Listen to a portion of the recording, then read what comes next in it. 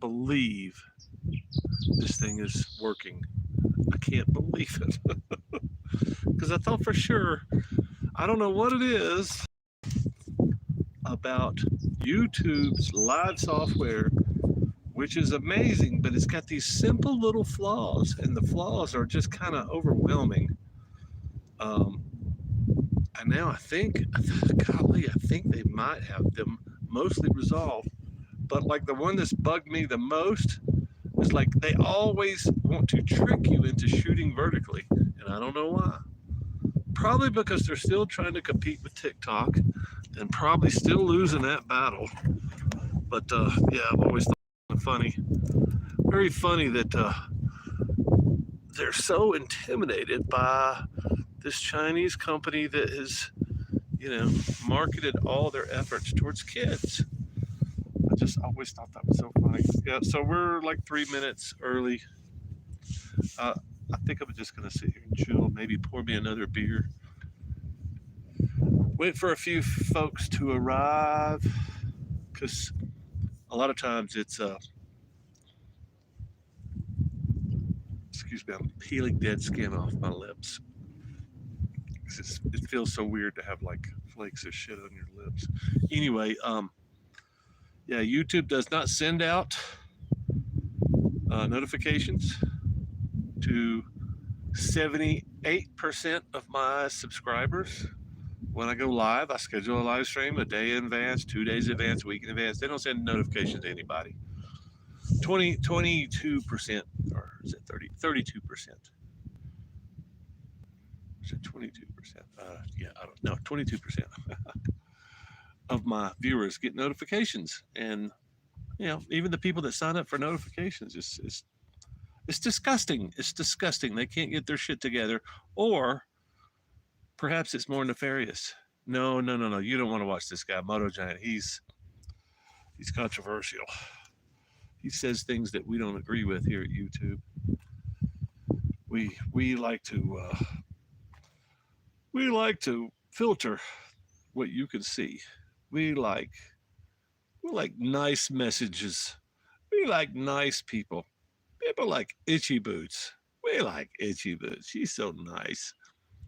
And she's a Nederlander, which means she's politically aligned with our uh, politics. And, we don't have to worry about the Netherlanders because they're never going to say anything controversial.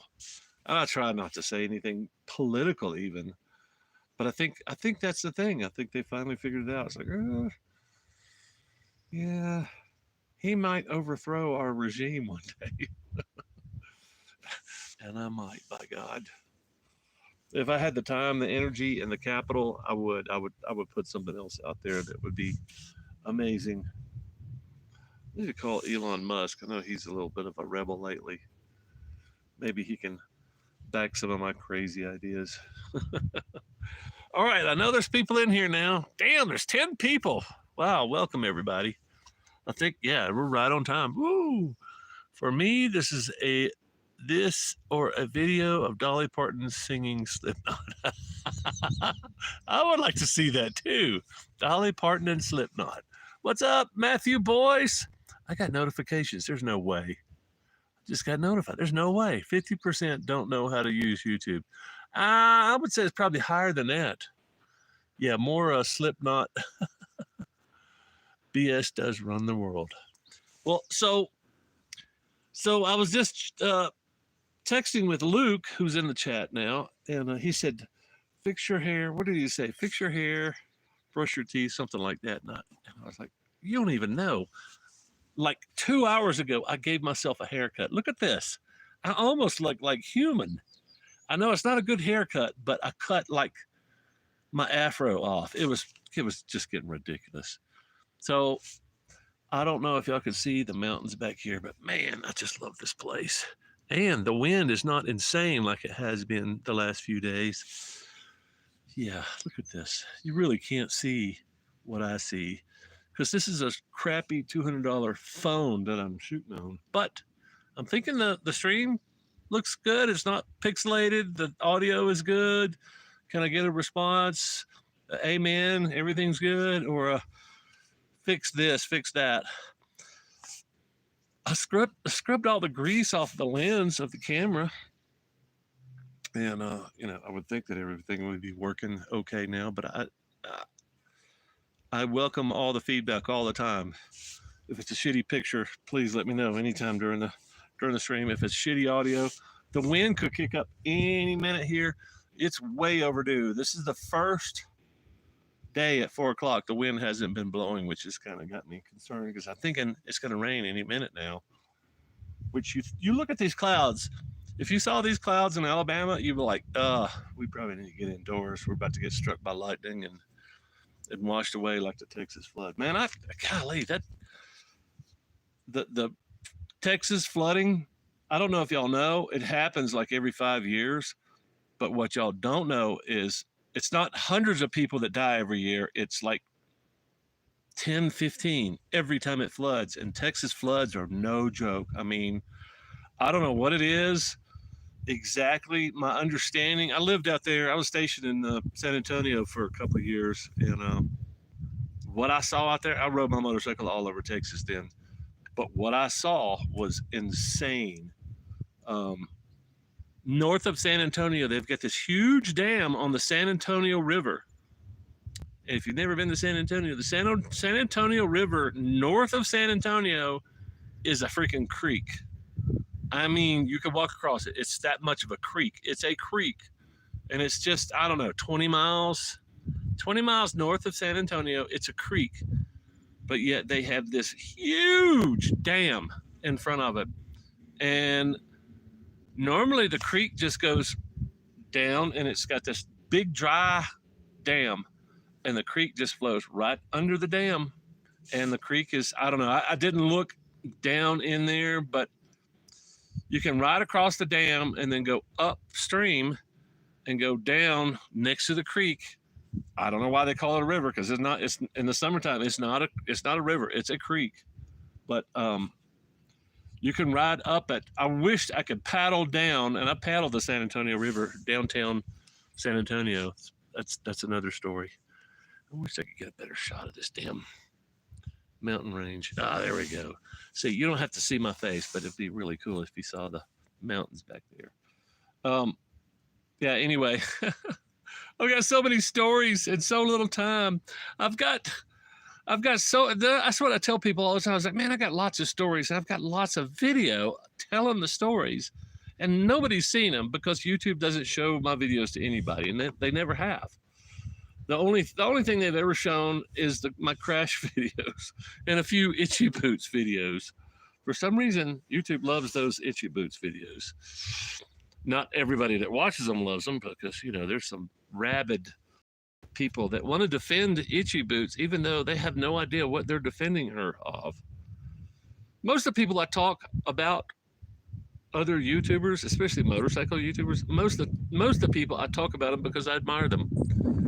And it's really funny that the people that get so upset coming in, oh, you keep Itchy Boots' name out your mouth. They come in and make those comments. They're like, did you watch the video? Or did somebody tell you that you need to come comment on this video? I never really understood that. But most of the time it's somebody heard about the video and they didn't watch it. Or either that or they don't speak English, which is quite possible.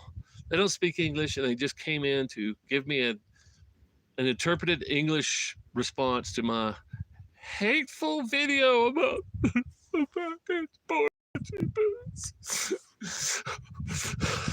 Welcome, everybody.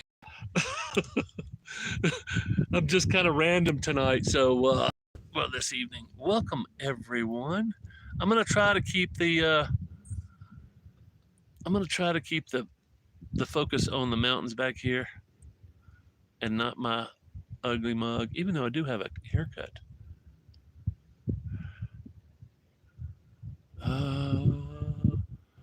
You brushed your hair. I'm so proud. I cut my hair, dog. Where are you exactly, Don? I am right up above the small town of Buena Vista, Colorado, and the locals call it Buena Vista, so that's what I say, Buena. I'm up above Buena. I'm at a little section of the forest called 4 Mile, 4 Mile, one word, 4 Mile. Audio, video, check. Here you look clear. Can't fix how you look. I know. I tried. I cut my hair earlier to keep, looking like a hippie. I mean, thumbs up for my haircut. It's not a great haircut, but I did it in the rear view mirror of my motorcycle. I actually shot a video. You might need a UV filter on the lens. There is no lens. New Mexico got a big flood too. Damn, 200. That's crazy. It was staged twice to go out there. Yeah, Luke is waiting with his suitcase in hand. He's a firefighter in Tuscaloosa. He's waiting to go out there and help out, but I don't really know what's going on. Terry here, mate, you and Stanley. Oh, hey, what's up, Terry, man? I got you guys on video. I know you saw the short probably, but I started editing you guys into a video, so you and your brother will be in my video. Itchy Boots is kind of getting boring. Yeah, Itchy Boots is cute. You take a little time to get used to. Yeah, dude, I know I get it. Any mildly good-looking blonde has got a huge advantage over me, and she's traveling the world. I do admire her. She does some crazy stuff that I probably wouldn't do, even with 2 legs and having dangly bits. So I admire her for her guts. I would really love to hang out with her, but she doesn't camp. And I can't see going and spending $200 a night to hang out with her in a hotel room. So unless she's buying, hey, Norley, I mean, I would love to hang out with you, but I tend to drink a lot. My tab gets kind of high, so if you can handle all that, if you can hook me up. All right, I actually think I've got one more sip here of I'm gonna pull up my sponsor for tonight as I pour the next beer. I wish I could get a better shot, but at least it's not blown out. You can see the outlines of the mountains back there. And as I was saying earlier, this is the first time in the last 3 days that the wind hasn't been 30, 40, 50 knots. It's insane. And let me show you. I don't know if y'all saw the short this morning, but I lost my favorite tarp, my war bonnet. It finally ripped yesterday, and I have replaced it with the Hennessy. That's the tarp that came with it, and it's not set up. It's in, I'm calling taco mode. It's in taco mode. It's there to protect my hammock from getting wet and all the gear that's inside it from getting wet. You can see a bunch of extraneous stuff outside. Let me see if I can zoom in here. Oh look. So taco mode. Hammock's in taco mode. It's inside out. There's a slight chance of rain overnight, like 3 a.m. So probably what I'll do is before I go to bed, I'll unhook my tarp and flip it over the correct way, and I don't know, stake it out a little bit so I can get in and out. But yeah, I can't imagine being inside that hammock right now because it's got to be really freaking hot. But that's also why I had that other hammock hooked up, or the other. That's also why I had the tarp hooked up, because normally I don't have that much space in between the trees, and it's a really big tarp. It's 13 feet. It's a really good tarp, but it got ripped yesterday during the storm. I was holding it down. I was like, man, I got to do something with this tarp. I tried everything. I tried rigging it. I think I tried 4 different methods. So the tent method didn't work. Typical tent method, hanging down like a tent. That didn't work. I tried flying it with a porch. I tried here. Yes, this is the technical drawing of how I was. And I tried flying it like a flat plank. I tried everything. And I got to the point, I was like, man, the smartest thing for me to do before I ruin this tarp is to just take it down. But I couldn't take it down because I couldn't untie every line that I pulled on. Was so tight. I mean, you're talking about 40, 50 pounds of pressure that it turned into a sail. So anyway, I was like, let me see if I can find something to tie this door down. It's got flaps on the ends, call them doors, and they're really good for bad weather or wind or anything like that. Normally they stop wind, but in this case, 40 knot winds, they just can't stop. Anyway, I tried to find a stone to tie it down to, and I was running out of cordage. already committed all my cordage to try to keep that damn tarp from blowing around. Anyway, I stepped away from the tarp for 5 minutes and it ripped out one of the sides. I can't believe it lasted as long as it did. It's not the fault of the tarp. The material failed. So none of the stitching, none of that. The material failed. The material ripped. So if you think I was trying to turn my campsite into a sailboat, and that's exactly what happened. It turned into a sailboat. Anyway, I'm sad. I had a moment of silence this morning on the update. I know you guys haven't been seeing the update because YouTube, just randomly picks the ones that it wants to show and the ones that it doesn't. It puts some in the feed and the others it goes, nah, this is not good because it doesn't look like a TikTok video. I guess I don't know. Well, what the hell are y'all doing? I'm out here in paradise. What the hell are y'all doing?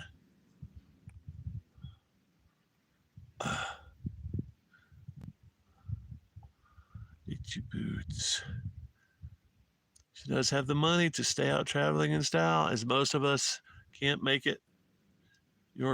As most of as us can't make it your content. I'm not sure what you're saying there, Tyler. Treeless hammock tent systems assembles into a floating base camp orb. Yeah. Orb. Yeah, that's definitely what it is. I have a tarp you can borrow. You'll have to pick it up. No, this tarp, this Hennessy is going to work just fine. Problem is, it's a very small tarp. I mean, it's like 10 feet. I haven't really been in bad weather with that tarp, so I don't know how it's gonna. I mean, I've been through lots of rain. I've been through some wind, but not like heavy rain and wind. So I don't know how it's gonna do. I think it's supposed to rain the rest of the week. I'm thinking about moving camp. Man, I love it up here so much. I just love it. I love it. I've been wanting to have this camp spot for probably as long as I've been coming up here. And there's a couple of issues. The two issues that I've always had every time I've come up here is almost always there's somebody in this spot. And one of the times that nobody was up here, I was meeting some dudes that were hammock camping, and there's only 2 trees, and I want those damn 2 trees. So, in fact, the last time I came up here, I camped about 200 yards away from here and had one of the worst nights of my life because some dumbasses from Denver rolled in the second day I was out here, and I was having such a blast. It was so nice. And of all these places, I'm going to give y'all a tour in the long form video and go, look at all these amazing places you can camp. You can camp anywhere. And even along this ridge, there's probably 20 or 30 choice spots to pull your RV, to plop your tent down, to whatever. And I'm way the hell up there in the woods. Don't even have a good view. And these 2 assholes from Denver, 2 girls, probably 25, 30-year-old girls, and they were, excuse the language, they were real cunts. They plopped down right next to my camp spot. Even in this huge area, this enclosed area that they chose to go in, they went all the way across this enclosed area to get as close to the gate, the fence, to me as they could. And I'm like, why the hell did they do that? They came in like 10 o'clock at night and acted like cunts all night. And I even screamed at them a couple of times, like, y'all, it's 10 o'clock at fucking night. Y'all need to shut the fuck up. I even said, hey, I tried to be nice the first few times. And then I was like, nah, you can't hear us because we're in our tent. Really? They're really lucky that I'm not a psychotic killer because I probably would have killed both those girls. And they had 2 stupid dogs running loose. They would run under my hammock.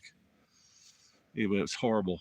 And same thing that's happened here. There's a campsite 40, 50 yards away. And everybody that comes through here stops there and camps there. I was like, I don't understand. There's hundreds of places. Why do you have to be next to me? Why do you have to be right next to me? To make noise. That's why. To ruin my experience. Anyway, I had to get that off my chest. That's the downside of this. Well, that and the wind. But today there is no wind. I'm sorry. Please remind me that I'm doing the things that all you guys wished you were doing. Please remind me of that. Sometimes I need to be reminded. Packing for my moto camp in the Adirondacks. Very cool, man. MBR, drinking a beer and eating a burger. Solitarius Tyler is saying your content is real. Oh, okay. Well, thanks, man. That's one of my favorite comments. You're real. You're damn right I'm real. I'm not pretending. Whether I'm keeping it real, I don't know. But I'm not pretending. So yeah, I'm glad people pick up on that. Your content is real. Hers is polished, planned for ratings. I don't know, man. Maybe she's just really good. Maybe she's just really interesting. I don't want to accuse her of being polished. How lucky am I? It's dawn light. Damn. Welcome, CC. What's up, brother? All right. So now's the bit where I pour another beer and I welcome our latest sponsor to the channel.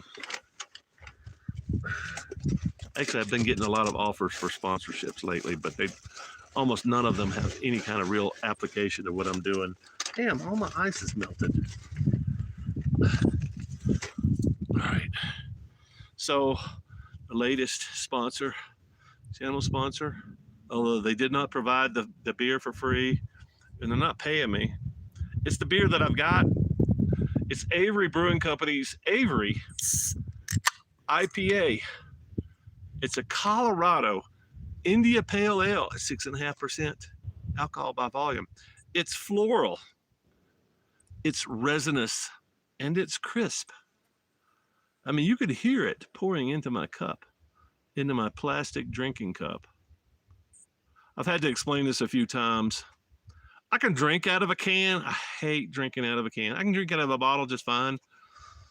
I hate drinking out of a can. So, I mean, it's frou-frou, but it's a plastic. This is also my coffee cup. So y'all excuse me. I would love to have a cold frosty mug, but I don't have one. But I can enjoy my Avery IPA right out here in the beautiful mountains of Colorado, because this is brewed in Colorado, and that's why they call it the Colorado India Pale Ale. It's floral, it's resinous, and it's crisp. And that's everything you should know about a Colorado India Pale Ale known as Avery IPA. I don't know why they call it Avery IPA. I think they've got 2 or 3 other IPAs. So is this the one? I don't know. I preferred the other beer that I had yesterday. No, 3 days ago. This is what I had yesterday. I didn't even drink a whole 6-pack. It's kind of tedious. And it started getting warm, and I was trying to manage that tarp. I mean, everybody thinks that life on the road, living in the wilderness, is easy. It's not. You have to pick out different beers. This is my last beer. Y'all don't even know if this live stream goes for any length of time. Y'all don't even know what's coming up. Let me pull out the real sponsor of this video, if I can find it. Oh my God. Yeah, this is trouble. I've been wanting this guy for a long time, and I finally found a small bottle of Tin Cup. Tin Cup is very close to here. Tin Cup Pass. It's a little town of Tin Cup. It's right over the mountains here. And I rode up Tin Cup Pass in 2015. Almost killed me. I was riding a KLR. It was when I first left Alabama, and I went to the town of Tin Cup. It's a little ghost town. Actually, people live there. But usually when I see a bottle of Tin Cup at the liquor store, it's like $70. and this was $17. And I've been one, and it's got a shot glass too, which I'm gonna keep, of course. Anyway, that's sitting in here chilling. But yeah, since this is my last beer, there's no telling what's gonna happen. I think I'm 4 beers. Yeah, this is my fourth beer, and I don't think my mother's watching. She's still in the hospital. But if she was watching, she would be like, "Why are you always drinking so much?" I was like, "Mom, you don't see what I'm drinking a lot. You see my live streams." I wish I could keep the freaking exposure correct. That way you could, instead of, I don't mind being the shadow because the backdrop is the feature. How do I get this? Can I make this camera create highlight lighting? No, it's not going to let me do lighting, of course. It's got a lighting button. Oh, wait a minute. Oh, relight off. Relight. Let me see if I can get this thing set up correctly.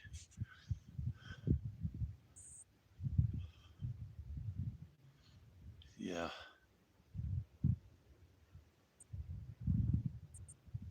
Damn, it's a lot of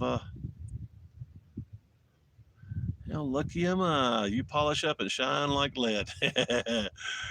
You were one of the ones that got me to start motocamping. Oh, good, man. I'm glad to hear that, dude. MBR, you're awesome, man. Thanks for saying that. I appreciate that. I'm really, even though I have a very tiny audience, I'm really excited to hear about the influence that I have on people, the way they think, the way they do, and especially their actions. You got out and did something because of something you saw on my channel. That's fantastic. It's just a conversation sponsor.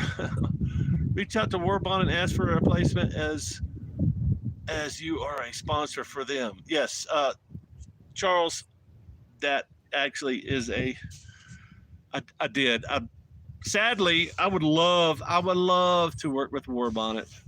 Um, I reached out to him several times, and then I made a video specifically about the last tarp that I got that I've had for like 15 years. And it was flapping in the wind out in the Tetons just before that big storm came through that blew away every bridge and every road in the Tetons and Yellowstone. That was just, what, 22, I think? Anyway, I was like, man, I'm going to throw one more dart at this board. And I reached out to him again, and I was like, hey, man, remember me? I keep talking about how long I've been talking about your products and blah, blah, blah. I was like, man, look at this. And he's like, man, I appreciate the video. And he sent me another tarp, and that's the tarp he sent me. And I've had it shortly after I made that video. So I've had it almost 3 years, and it's been a great tarp. It's a little bit too big. I should have got another 11-foot because that was the perfect tarp. But also, yeah, man, I would love to work with those guys. There's not a lot of people that I just really love their products, but Warbonnet is up there. I'm starting to really take a shine to the Hennessy, so that's what you're going to hear me talking about lately, is the Hennessy, because it's really performed well beyond my expectations. Sorry, I got to catch up with these chats again. Camping next to people is the herd mentality idiots, male or female, seem to exhibit everywhere. Tyler, you're exactly right, and I'm going to talk about that. Yeah, everybody wants to camp next to me because I guess they just want to rub off on my personality. I don't know, drinking a beer and being a tarp wrangler. Yeah. No, I've been kind of depressed since I've ripped my tarp. I've been really depressed since I'm having to deal with tarps every evening. But now it's fine. Everything's fine. This is a normal evening up here. It's just a beer, not a life-changing event. Tyler, you're obviously not a beer drinker. But cheers anyway, man. How can they be a sponsor when I'm practicing. Raymond. I'm practicing my sponsorship pitch thing. I'm not good at it, but I'm practicing. Some dudes riding with Scooter Tramp Scotty ride a Tenere. I think it's a Super Tenere. Yeah. There's a lot of Super T's out there. They're big road bikes that are very, very capable in the dirt. Sid, make your aperture higher.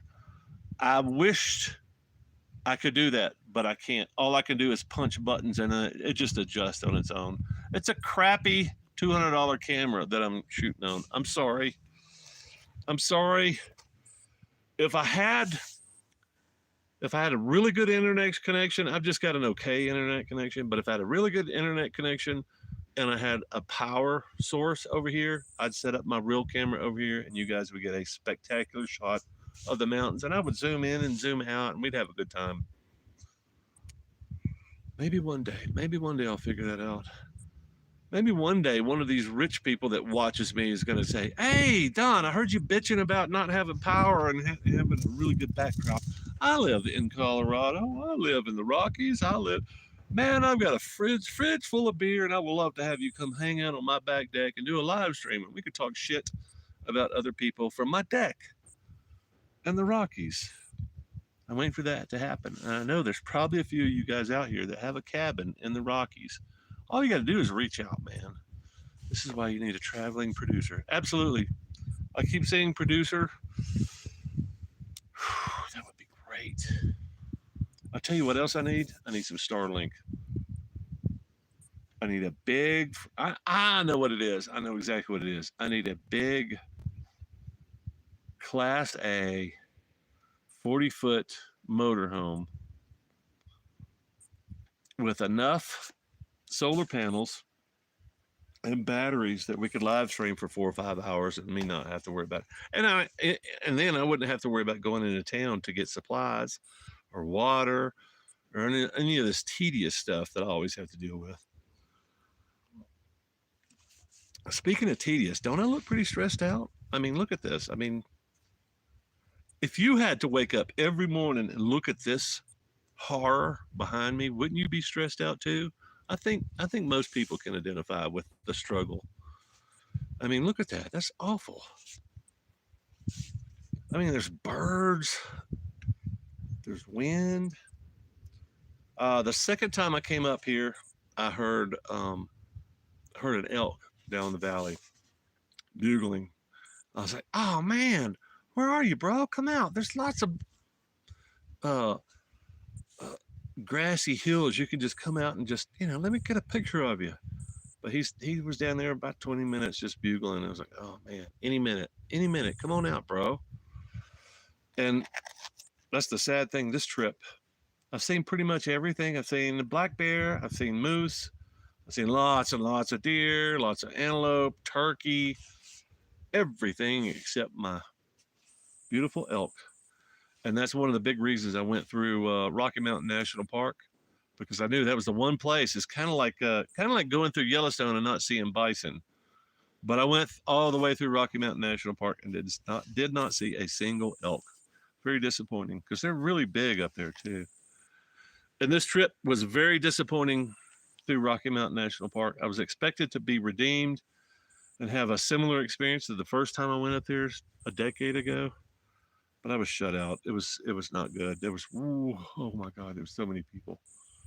Made me think of everything. Everybody's been comparing it to Yellowstone. I was like, no, no, no, it's not that bad. It's a lot of people, but it's not that bad. But no, this time it was that bad. Only good thing is I came in the western entrance and everybody else came in the eastern entrance coming out of Denver. So I was passing them coming in, but I was like, it was wall to wall cars. And I got in early. I got in at 7 o'clock and they were flooding in by 9. By 9 o'clock, there was already too many people in there. I was like, okay, well, I guess I'm just going out the other way. Anyway, it was not a wasted trip. It was a nice ride. And there was not a lot of people in front of me because I came in the west gate. Anyway, spent an interesting evening over, what was that? Something Lake? Grand Lake. Spent the evening hovering over Grand Lake. Had a bunch of Mexican neighbors. But this case, it was me intruding in their space, but it's excusable because all the camping in the forest was taken. All of it. And I found the only 2 trees that were and it just happened to have a really great view down on Grand Lake. Yeah, it was a really nice evening, except for the freaking mosquitoes. My God. And they were hungry. They got a hold of me real quick. Anyway, I don't know. What do y'all want to talk about tonight, man? The topics are open. Whatever y'all want to talk about. Let me catch up on. Let me catch up on some of the chats. Where's Bert? Come on, man. You know where Bert is. Keep asking the same question. Bert's in. I think he's still in. He may be in Colorado now. I was hopeful while Gary was here because Gary was having a conversation with Bert about hooking back up, but man, the last 3 or 4 texts that had been sent between me and Bert, I sent them. It's like if Bert wants to hook up, man, he is welcome. He's welcome. Just he needs to reach out. I'm not gonna pester Bert. I think both Bert and Gary lost that loving feeling. Whether it was they lost the feeling for me or they lost the feeling for adventure. Last I heard, Bert had some buddies coming out to Colorado. He was going to hook up with them and ride. Gary was certain that they were trailering their bikes out here. He was certain that once they were done riding, that Bert was going to throw his bike on the back of their trailer. I was like, I don't know, man. I don't know. Maybe he's starting to learn to like motorcycles. I don't know. But if you missed that live stream, it was Bert saying, there's a big difference between us, Don. You love motorcycling, so you camp to motorcycle. You camp to ride. And he says, I'm not a motorcycle guy. This is my first motorcycle. I'm a camper. So I'm riding to camp. And I thought that was really interesting perspective, that 2 different motivations for doing the same thing, basically, which is I'm riding my motorcycle out here. I'm camping to be able to ride my motorcycle out here in this wonderful wilderness. And he was riding his motorcycle to be able to camp out here. I don't know, man. I haven't talked to him in weeks, so I don't know. All I know is what Gary was saying. But I think he was still in Utah last time Gary talked. And he was coming to Colorado to ride some stuff with his buddies. Sounded like maybe some off-road stuff. But I don't know. He's welcome to join me. I'm just not going to pester him. I'm not going to. I kind of feel like I was pestering Gary to get going this year. And Gary's got other stuff going on, man. I wish him well, but I don't know really what's going on. It's not the farm. I know that. I know what he's saying is not true. But you got to save face. If you're not feeling it and you don't want to say, man, I'm just not feeling it, or I don't feel like doing this struggle, I can go home and relax and take showers every night and take a shit in a warm place. And not a lot of people want to admit that, but this is hard. It can be very hard. And that's been my message. I'm trying to put that message out there to prevent people from having the illusion or the delusion of this is all great. I mean, that's kind of the way I present it, but to me it's like the hardships are teeny tiny, and I've got a lot more hardships now that I'm missing a leg. Talk about I can't get up and pee in the middle of the night without putting on my leg. Or what I do normally is I just throw a leg out. I throw my right leg outside the hammock, hang my dick out, and pee right under my hammock, because it's so much easier and so much safer. It doesn't take me 15 minutes to piss. I don't have to get dressed. I don't have to do anything. I just piss under my hammock. So, that's a new added hardship that a lot of people won't understand. I probably should do a video of it. Just, put a long, big black thing, covering up my penis.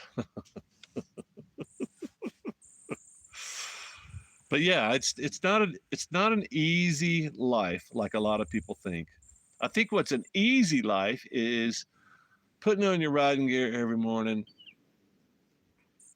stuffing your stuff into your bags, getting on your motorcycle and riding to the next hotel. I think that's an extraordinarily easy life. And if you got the money to do that, man, congratulations. I think a lot of people, that's what most people that go to Sturgis have a budget. They got a budget, man. They're gone for 2 weeks and they spend $3,000-4,000 and they party like rock stars and they stay in a nice air conditioned hotel. Um, and then they ride in the Sturgis and blip their throttles and drink a lot of beer, and then they go back to their hotel room and they do that, rinse and repeat, and then they go home. But to me, that's not what I'm looking for. So I sacrifice. I come out here and I do the things that I got to do to be able to live out here in this paradise. And the wind's not even blowing. This is insane. It's actually starting to get a little bit warm. It's got to be like 84 degrees up here. That's another reason I really enjoy the breeze. I don't enjoy the winds that I've had the last couple of days, but let me swap the camera around for the people that are just now coming in. Where's my damn glasses? Oh, dude, I'm screwed. Oh, I stuck them in my sock exactly where they should be. So there's my taco mode hammock setup. It's set up in taco mode just in case the wind kicks in, but it's not. And my bike is over here behind this bush right there. You can't see it because it's behind the bush, but anyway, trust me. Yeah, I'm telling you, I got it rough, y'all. Y'all should feel sorry for me because I'm having to live out here in nature. Man, there's flies. I think there's a mosquito out here somewhere. Let me scroll through these chats here real quick. Yeah, where's Bert? You are wrong. I drink beer because bourbon is not solid. It's not sold here at the moment. Thanks. So, some think about tearing. Oh shit! Yeah, you're up in Canada. I forget, Tyler. I'm sorry about that, man. I'll smuggle you some beer or some liquor up there. I got some bourbon for you. I may have to ship it for you. Anyone riding out to Laguna Seca motorcycle races this weekend? What is your chain maintenance schedule? Rick, that's a really good question. Uh, my chain, I need to talk to Richard about this, but I'm really suspicious. This motorcycle that I bought from him has the original chain on it because when I rode that thing on the Tat, what was it, 23, 2 years ago? I rode that motorcycle I'm riding now on the Tat when it belonged to Richard. And I oiled the shit out of that chain and I adjusted it quite frequently. I think I adjusted it. So my bare minimum, I'm really into chain maintenance because I like keeping my chain. The first trip I came out here in 2011, I toasted a chain because I wasn't paying attention. I was riding 1,000-mile days and I wasn't thinking about chain maintenance. I wasn't thinking about adjusting the chain, oiling the chains, because I'm thinking,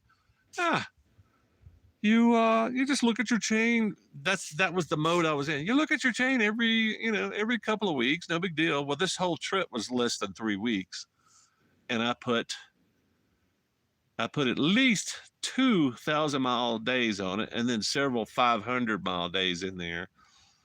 And I'm trying to think. I probably went 2,000 miles without oiling the chain or adjusting it. So by the time I'm limping back home, the chain's worn out, the sprockets are worn out. I'm not thinking because I'm thinking in terms of how I ride normally. It's like, every few weeks I look at the chain, I adjust it. If it's dry looking, I'll oil it. If it's a little loose, I wasn't thinking mileage. I wasn't thinking. So I learned my lesson back in 2011 coming out here. And I oiled the shit out of that chain on the Tat, all the way out there, all the way back. And I really learned, it's like, okay, well, I really got to take better care of my chains. And I really think, unless Richard says he replaced that chain, even if he did, I still think that chain's got 20,000 miles on it. It may have 40. If he did not replace that chain, that thing's got over 40,000 miles on the chain sprockets, and they are immaculate. But they're starting to come apart. So now, instead of every 500 miles or 250, which is what I was doing on the Tat, we were doing about 250 miles a day on the Tat, and I was checking the slack and oiling every day. So, um, but I would say 500 miles is probably minimum, and that's my minimum. But now it's less than that because I can hear the chain kink, kink. I mean, when you're doing like 20 miles an hour, you can hear kink, kink, kink, kink. So the chain's really starting to come apart. I'm hoping to make it back to Alabama on that chain. So now my maintenance schedule is every day I oil the chain. Every day that I'm traveling, like I went into town today, round trip is like 40 miles, no big deal. But I also bought some chain lube when I was in town today. So more chain lube. I've gone through a can of really thin chain lube. That may be the problem. I got some thicker chain lube today, but yeah, every day now. When I'm moving, if I'm relocating, if I'm doing 150, 200 miles, it's the chain's getting old. Even if I'm doing 100 miles, the chain's getting old because I want to make it back on that chain. I've got chain tools. I've got chain repair tools. The flaring stuff because I knew the possibility was really good. I may have to replace the chain, but I'm running low on funds. I don't want to replace the chain. Did that answer your question?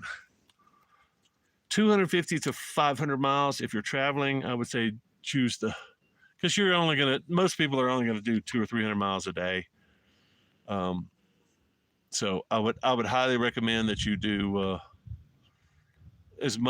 put as much lube on your chain and make sure it's tight every day that you ride. Excuse me. Wow, that's a lot of chats. I'm sorry, y'all. Let me catch up here.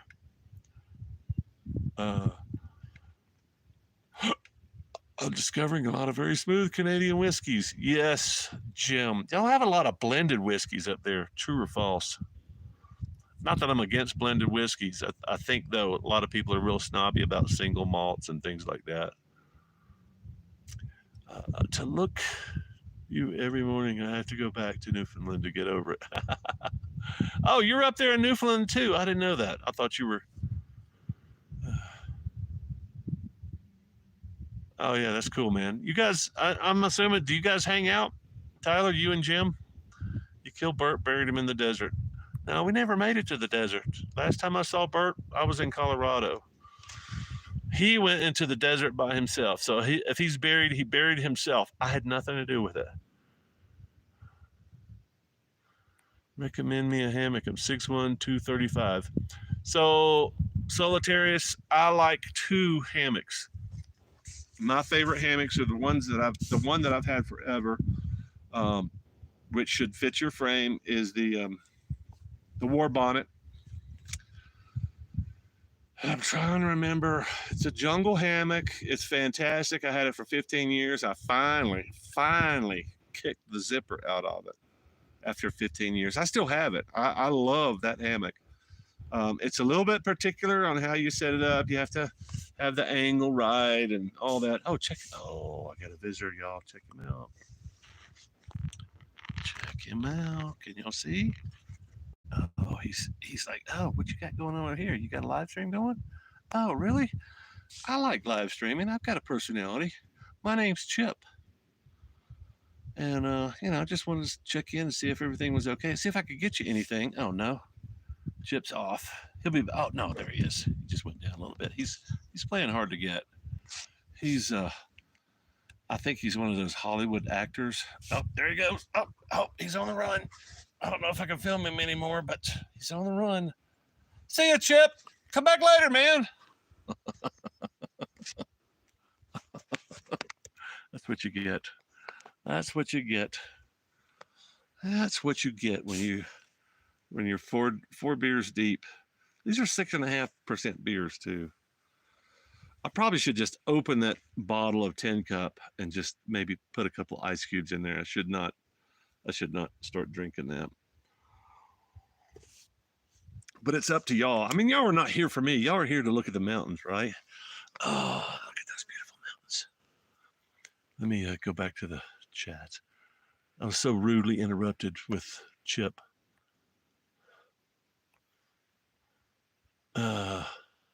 Yeah, so I'm sorry. I was back.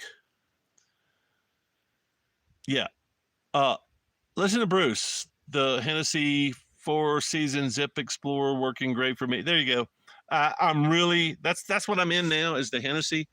This is a double XL jungle zip hammock that I'm in. I stayed away from the Hennessy's because when I was looking at them, they had the Velcro under the bottom. So basically, you split the hammock in the bottom. I've never actually crawled in. I've just had reports, and that's why it turned me off. I was like, ain't no way a Velcro nothing's gonna hold my big ass up off the ground. So I just said, nah, that's not for me. But originally, that's when I started looking at hammocks. My friends had Hennessy, so I was like, no, that's not gonna work for me. I'll find something else. But now they have a zip, and I've been using that. I've been in that since March. I tested it out pretty well before I left. I knew it was going to work. I sleep great in that. Although the way it's built, my war bonnet, I could flip head to toe either way. It was the same. It was the same hammock, and it's still an ASIM. I'm a side sleeper, so I had to have an ASIM. But I don't want to go into a lot of detail. There's a lot of videos on my war bonnet on my channel. You just have to search those. But war bonnet and Hennessy, those are my two names right now. Also, I camped with a guy the other day that was John. He was in the same hammock that Gary is in now, which is the Night Cat. And he set that sumbitch up in like a quarter of the time that Gary did. So I was like, okay, it's not a 2-hour setup. Like Gary says he can set his up in 5 minutes. And I say, bullshit, Gary. I actually got some time lapse of him setting it up just to kind of show the procedure. But if you're a side sleeper, that's definitely an option.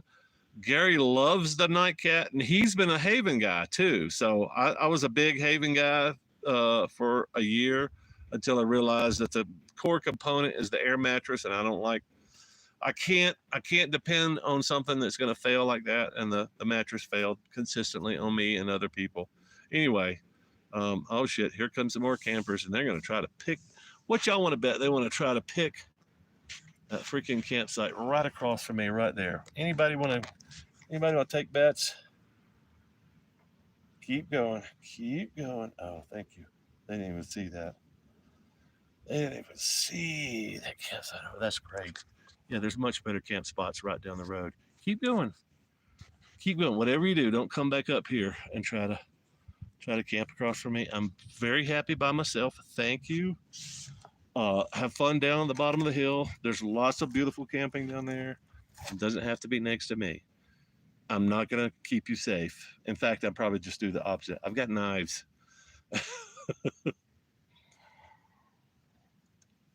So, not having experienced a tiger or the Night Cat, I would say put that on your list because apparently it's very cheap too. It's like under $200. And it comes with all the stuff. I think the $200 comes with,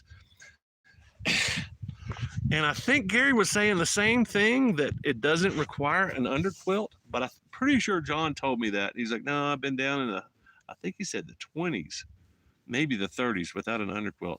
That's hard for me to imagine. Because I felt the fabric, I was like, man, that's really thin. I would get cold. What are you sleeping on top of? It's just, he said, sleeping bag. I was like, man, that's hard to believe. Anyway, I wouldn't do it without testing. So Hennessy, look at Hennessy. Hennessy's pretty expensive. War Bonnet's more expensive. Tiger Cat's, well above Amazon quality Chinese crap. And it may be made in China, but apparently they make it pretty good because neither one of these guys. Well, I think Gary's been in his couple of years now. Anyway. I'm trying to keep up with the chat, y'all, and I'm trying to keep it interesting. But really, I just want to tease y'all with the backdrop over here.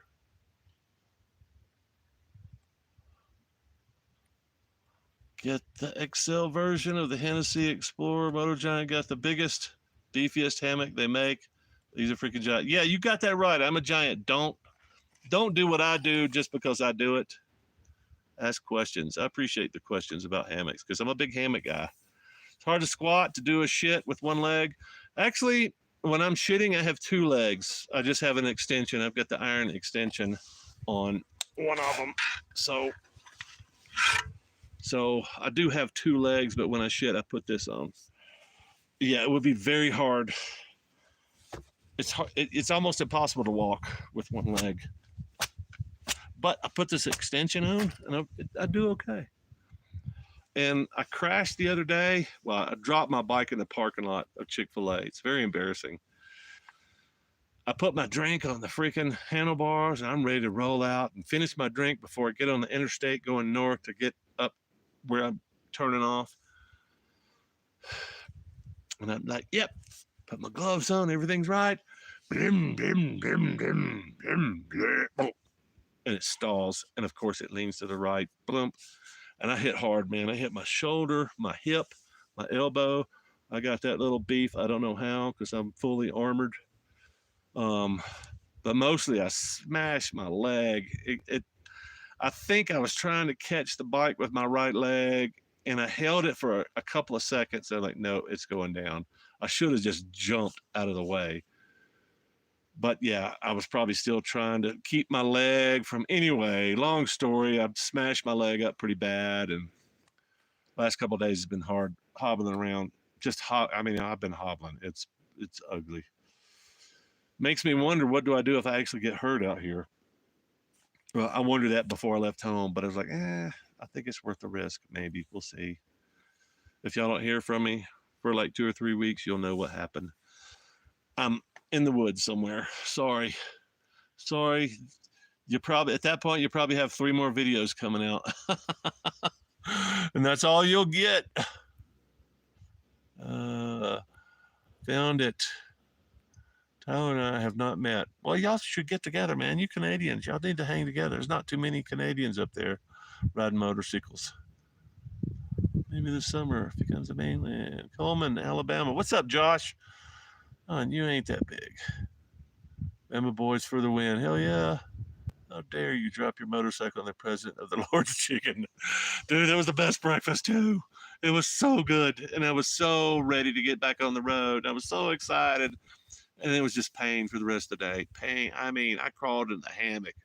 I finally got everything set up. I was just such pain. I was like, if I could just get the hammock set up, if I can just get the tarp set up on top of the hammock, I don't have to worry about rain. If I can just get this, and oh yeah, I got to get my water. I got to get this.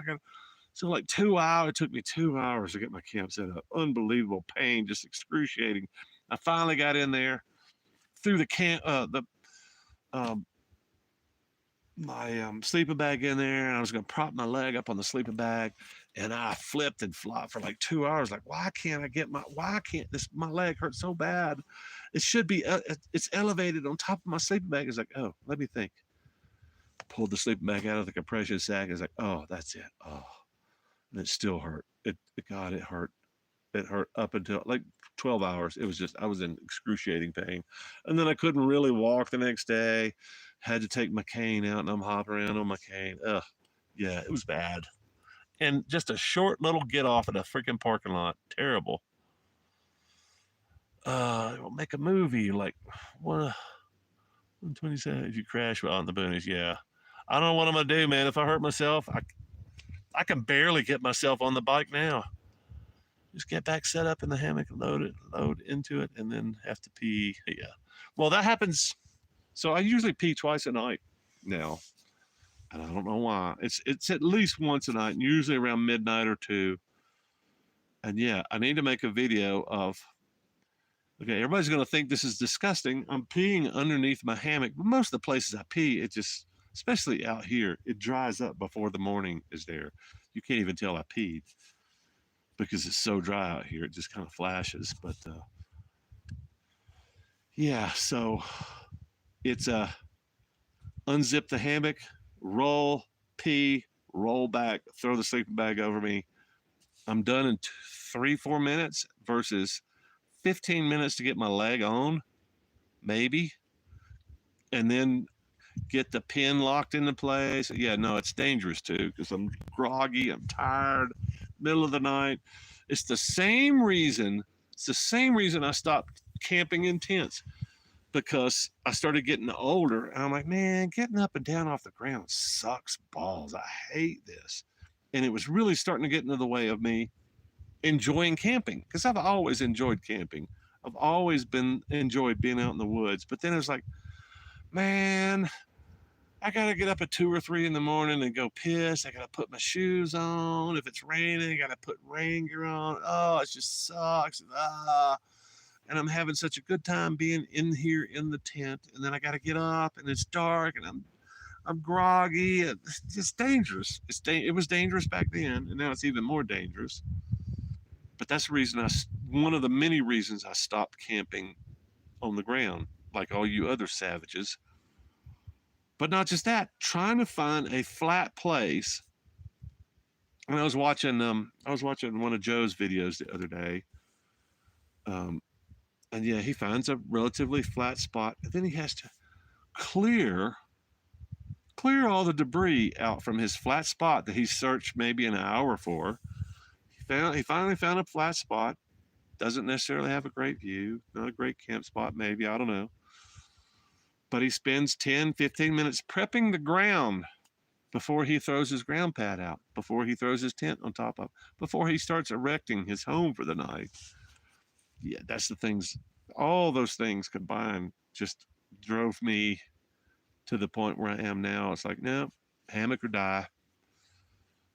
Worst case scenario, I can go to the ground. I've got an air mattress. I've got a Big Agnes air mattress. I can lay on the ground pretty much anywhere. And it doesn't really even have to be flat, I guess. But yeah, that's where I'm at. I'm trying to keep up with the chat, y'all, but y'all got some interesting comments here. Just get back, sit up in the hammock, loaded until you mess up and pee in your leg. Yeah, I've dribbled, but most of the time when I dribble, it's on the outside, so it's okay. I do need to wash all my gear, though. Keep a wide mouth bottle in the tent trailer. Don't have to go anywhere. Yeah, I think that's really dangerous for me. Number one, they don't make the mouths wide enough. I mean, I need one like that. No, I'm just fucking with you. No, they don't really make them big enough, because I will fill a Gatorade bottle easily. And then I got to remember to do something. Gary does the same thing, except for some reason, last time I saw Gary collects his freaking bottles. And I don't know why. Is he recycling his urine? I don't know. I thought that was kind of weird. I'm not against it. It's just having to manage another bottle. Ugh.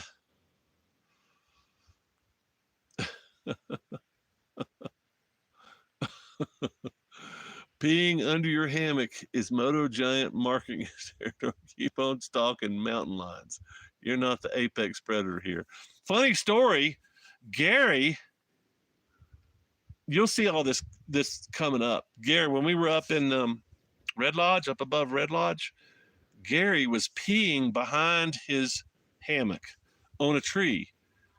And every morning, this little buck would come, this little spike. I mean, he was tiny little guy. He's not even 80 pounds. He'd come in and he would sniff the tree, and he would start digging around the tree.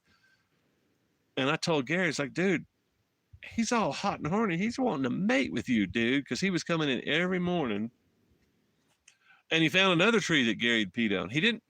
I was expecting him to go find my pee, but he didn't give a shit about my pee. But he loved Gary's pee for some reason. So that's all coming up. That's coming up on an episode very soon. Damn, I'm getting a little bit of spray here. Very interesting. I'm not worried about it raining, because it doesn't really rain here that much. You're getting old when you have to make a plan on how to get up off the ground before you get down there. Yeah, that's true. There's a few reasons why I started hauling a tent trailer. Yeah, I hear you, bro. What's up, Richard? Welcome. Oh, dude, while you're in here, I was just mentioning that chain on that bike. Is this the original chain on your T7? Because if it is, that is crazy. It's got 42,000 miles on it. Tell me you've replaced it. It's starting to make noise now. I used to feel really lucky if I got 10, 15,000 miles out of a chain. Now it's like, oh, I can get 20,000 miles out of a chain. Now it's the question is, can I get 40? Is that the original chain or is it not? Because it's held up well. And when I order a new one, it's going to be whatever you put on here, whatever the factory chain was. Very curious. We replaced it before a trip. Oh, okay. I don't remember replacing it. So it's got 20,000 on it then, right? Didn't this thing have 20,000 on it when we did the trip? Yeah, I used to use a bottle, but not a look-a-loo since I had to convert to a van for most trips now. Hey man, van life. Did get just 75,000 miles out of my Harley's clutch. Oh, that's good. I'm usually not hard on clutches, and people think I am because I use the clutch. I feather the clutch a lot, especially when I'm off road or playing in a parking lot or doing gym con or stuff like that. People think I'm hard on clutches, but I'm really not. I'm hard on brakes and tires. Hard. Brakes and tires. And gasoline. I'm hard on gasoline. It's hard for me to keep gasoline in my bikes when you can't remember swapping your chain. So we did a lot of maintenance before we hit the tat. So I don't remember putting a chain on there. I think Richard did all that before I got there. I'm trying to remember what we did when I got there. We did tires, and we did those case savers, those little plastic additions. I don't remember doing anything else. I think you swapped the chain and sprockets before I got there. That's what I think. I could be wrong. Yep, there you go. Did that before I got there. Yep. Man, it's been a good bike. I think I've got a leaking fork seal because it's riding funny in the front. It does the bouncy when I'm throttling out, but once I get up to speed, and I'm not going to deal with any of that shit. I'm going to try to do as little maintenance as I have to. I have to change the oil while I'm in Colorado. But other than that, I'm just going to try to limp because I think I was saying that earlier. It's like, I start spending a bunch of money on maintenance. I may not have gas money to get home. So everything else is fine though. Everything else working fine. Well, I will say I busted my very nice tarp that War Bonnet sponsored. They sent me a nice tarp a couple of years ago, and I can't believe it lasted as long as it did in that wind. I should have cut it down. That's what I wound up doing when it tore the corner off of it in the wind. I couldn't untie it, but I thought I could cut it down. And I was like, man, that could actually do more damage trying to cut the lines. And it's going to cut my lines. I'm not going to have all the cordage that I need to set it up. I was like, I'll just find something. Anyway, I wound up after it split. I was like, shit, I guess I got to cut it down now. So I just took my knife out, cut all the lines. And now it's sitting over there in the bag waiting to be repaired. I'm going to repair it because I really like that tarp. But I lost that. I lost my chair. My chair fell over twice into the fire because of wind, not here, other places. But that chair was a big sale. I bought this cheap piece of shit from Ace Hardware, $42. Supposed to hold 500 pounds. Didn't hold 500 pounds for 24 hours. It split. I've already repaired it because I need a chair. I need something to sit in, and the repair's already pulling. It's just it's a terrible Chinese piece of shit chair that shouldn't have been relabeled for 50 pounds, much less 500. What else have I lost and broken?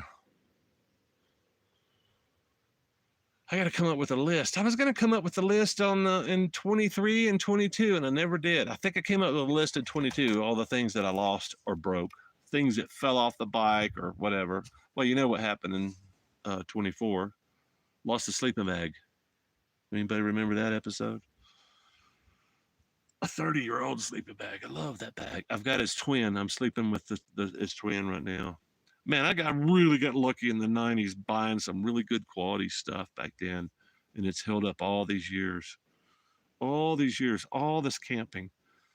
And it's really hard. I would like to get something smaller and lighter, but it's really hard because I know what I can get away with on this. I know it's going to hold up. I know it's going to make it there and back unless I don't buckle it down and it gets stuck up under the tire. I should call the sheriff's department and say, hey man, you guys y'all pulled that old sleeping bag out from in between my wheel and my frame. Y'all got that still? Oh, it's covered in blood and guts and foot. Never mind. It would be kind of a funny conversation, though, wouldn't it? Uh, the scooter cannonball went well. Hey, what's up, Mike? Brutally awesome. Back in the Midland now to the ground. Oh man, yeah.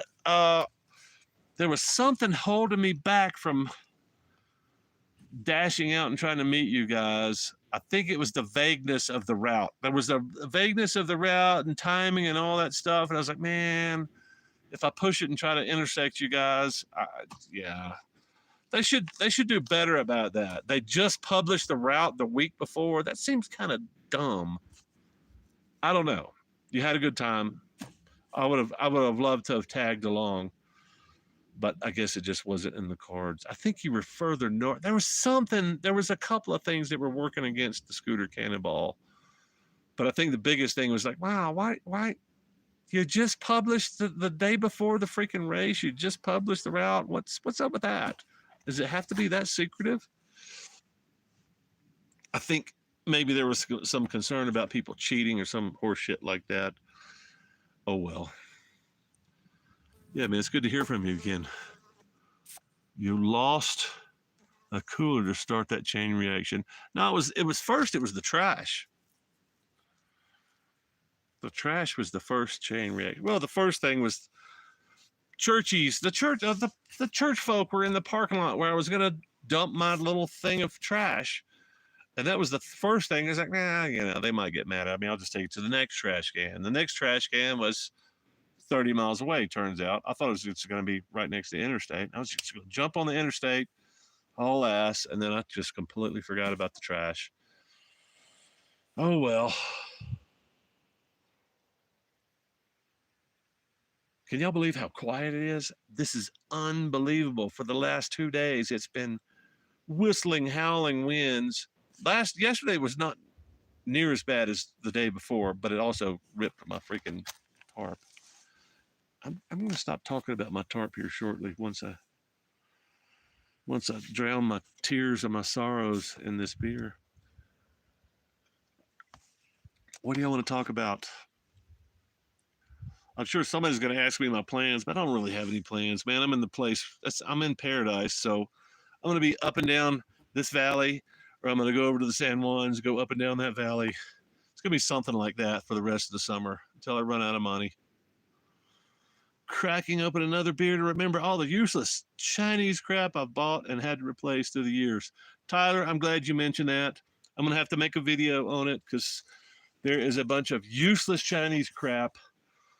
And there's some actual decent stuff that you can buy on Amazon for ridiculously cheap prices.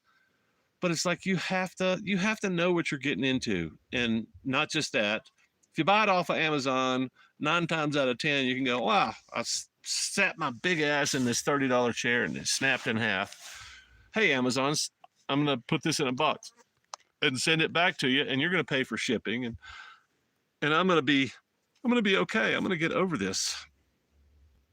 You were out $30 for 2 weeks. Now you're made whole. But the problem is camping gear. Don't ever buy anything camping gear off of Amazon, with maybe 5 exceptions. There may be 5 exceptions out there, but there's just so much crap out there. I mean, that's what happened to the Haven. Haven is a great design. It's fucking made in China. And so it started falling apart. It's like, well, yeah, your $400 sleep system started falling apart because you picked the wrong manufacturer. I'm sure they've got some good ones over there. It's not the Chinese. It's the lack of standard. And I'm not saying all American stuff is great, but ooh, not good. I think that was weird. I pushed something on the phone and that was weird. I pushed something on the phone and it looked like the app crashed. I think it did. I think the app crashed. And what do I do? You touched the screen. And the app crashed. Welcome back. Wait a minute. Where's my Oh yeah, the app totally crashed because I don't have any control of this anymore. Oh, that sucks. It's saying we've been live for an hour and 14 minutes. I got no control of this app anymore. I got nothing. I can't read chats. No. Let me see if I can kill some more apps on this phone and see if I can get some more power here. Stand by.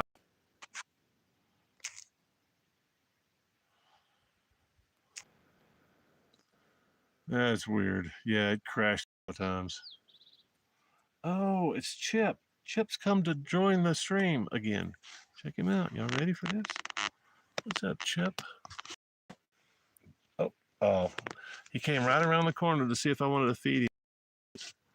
I think he freaked out. Too much excitement. He's probably sneaking up behind me to see what he can get a hold of. I think we'll be seeing more of Chip. Yeah, I don't know what else you guys want to talk about. I'm kind of fading as far as personality. I mean, not that I had a lot before, but just want to talk about motorcycle races. Yeah. Let me guess, what kind of motorcycle races you want to talk about? King of the Baggers? Is anything that has to do with Harley racing? Is that what you're into, Brian? I'm just guessing. I'm just pulling that one out of my ass, but I'm thinking all Harley all the time. If it doesn't have to do with Harleys, then it's whack. Buffering came back clear. Did it really? Wow. We're in comment about how Don needs an iPhone. Hey, I'll take an iPhone. Anybody wants to donate an iPhone to Don's needs? I would love to. I mean, I would put up with the bullshit that comes with an iPhone to be able to get the camera that comes with the iPhone. That, and I like FaceTime. I think that's all cool shit. But I ain't paying $1,500 for a fucking phone. Sorry, y'all. Sorry. I do need an iPhone. I need a good phone. I would settle for a really good Samsung Android phone. Those are really nice. Those are compatible or comparable to an iPhone. Check out the storm clouds gathering over here. I'm sure we're not gonna be suffering any storms, but I did get some spray earlier.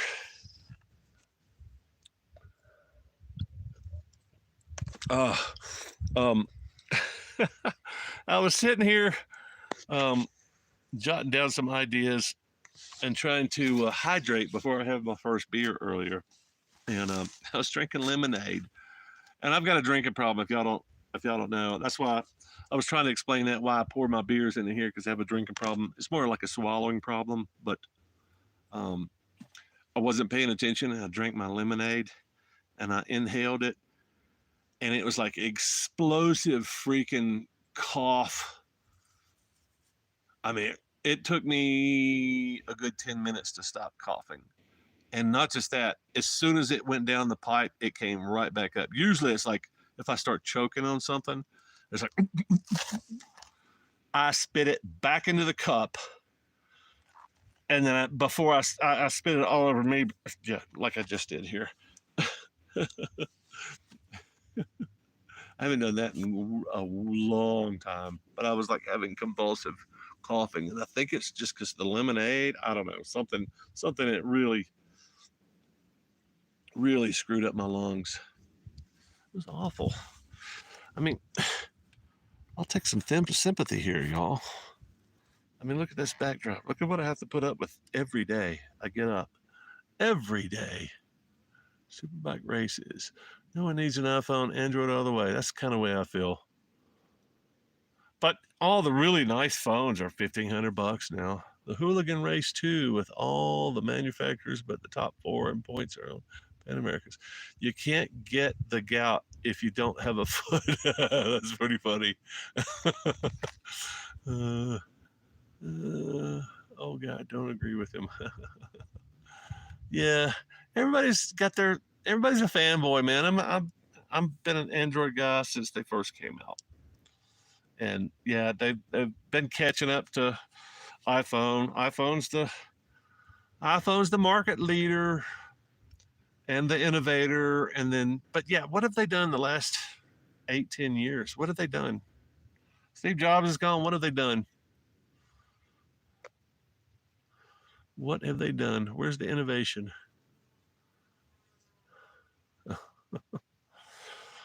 Uh, all right, y'all come up with some interesting comments or questions or topics. Or I'm just gonna go drink my freaking 10 cup whiskey. I told y'all 10 cup. The ghost town of 10 cup is right over that pass. It's 30, 40 miles from here. I'll probably have to go back to 10 cup. We went over there on the Tat. We sat around. I think we had a soda or something. And then my boy Jamie said he rode 10 cup pass and he said it was easy. And he was riding a GS, and I said, bullshit, you rode 10 cup pass on a GS, and it was easy. I said, that's one of the hardest passes I have ever ridden, and it almost killed me, and I was very happy to get to the top. It's like, I don't want to say it's boulders, but it's like big slabs of rock, like the stuff we have around here, and they were all kind of connected. So unless you had some really exceptional trial skills, yeah, you weren't getting up there on a GS, and I don't think he has exceptional trial skills. But anyway, I think he confused 10 cup pass with Cottonwood Pass, because Cottonwood Pass is right there. Now, let me see if I can get a picture. Well, Cottonwood Pass is over here behind me, and it's paved. The first time I came up here, Cottonwood Pass was not paved. It was paved. Yeah, it was paved to the top. So coming out of Buena Vista, Cottonwood Pass, when I first came up here, was paved. You got up to the top of the pass, and it was dirt. And it was fantastic. It was beautiful. It was beautiful even back then. And now it's paved all the way down into no, I think you still have to. You have to get to the bottom of the pass to take a left to go to 10 cup, and it's dirt road still. And then to get, no, I know what it was. He took a road out of 10 cup up to a lake. That was not 10 cup pass either. 10 cup pass goes over this way. So you go up Cottonwood, and then you go 10 cup, and then you go up over the mountain. It's nasty. It's nasty and gnarly. The only thing that I've seen out here that's worse than that is Poughkeepsie. Poughkeepsie Pass is nasty too. I didn't go up Poughkeepsie Pass. I went down it, and it was just as nasty going down that as it was going up 10 cup. Anyway, I got a bottle of 10 cup whiskey that I'm going to enjoy. As soon as I finish this, I've got a few more swallows of this. Swallers, that's how we say it in Alabama. Would you like a few sips, or would you like a few swallows? Swallers is more. That was a sip. I'm about to do a swallow. A swallow is like a quarter cup. You ready? Let me lick my chapped lips. That was actually 2 swallows, and it's warm beer. Ugh. Yeah. I think I should figure out how to drink faster. All right, so. Oh, look. I don't know if y'all can see it, but Chip is back here. See him on that rock back there? I don't know if you can see it with this angle. Let me see if I can see it. Yeah. Nope. No, he's gone. Anyway, Chip's trying to be a star. He's trying to get some of Moto Giant's fame.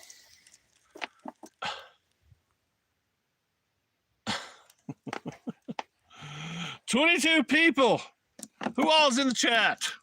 Who all is watching? I'm really interested. Chime in. Who all is still here? Besides the regular people that have been chiming in since I started. Thanks everybody for joining. But I'm always curious about who's watching. And not just that, people come and people go. I don't know who comes and who goes. Very few people say, "Hey, enjoyed my 5 minutes in here, but I got to do something productive instead of listen to a drunk in front of a phone in front of a mountain," which is pretty cool. You gotta admit. All right, y'all are gonna be the first. All right, this is dinner. I'm gonna take this out. Chicken salad sandwich on a croissant.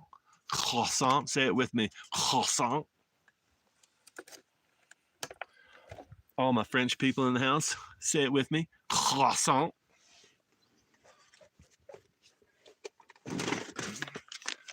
Little dessert for later.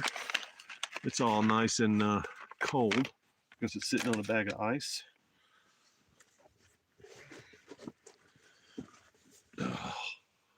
Kind of cool, kind of chilled because it's sitting on top of the ice. But this is my tin cup. Right over the pass there. Now let me stand up my bag of ice because it's, oh, wow. Half my bag of ice is gone. Look at this. I have not opened this bag of ice. It's just been chilling my beer and my tin cup. So this is going to be a bit of a priority to empty this ice. I guess it was hot up here today. I don't know. I tell you what, let's have you call it neat when you just drink it right out of the bottle? Neat? Well, it's actually chilled. Cut with Rocky Mountain water. Ha ha ha, that's awesome. Can you see that? Cut with Rocky Mountain water. I do have some Rocky Mountain water. Oh, this is cool. So there's my little shot cup. Keeping that. Let me keep this bottle too. It's kind of cool. Okay. Oh, look at that. That's cool. All right. Cork. Let it breathe for a second. Oh yeah, that smells really good. It smells a little bit like rye. American whiskey, huh? All right.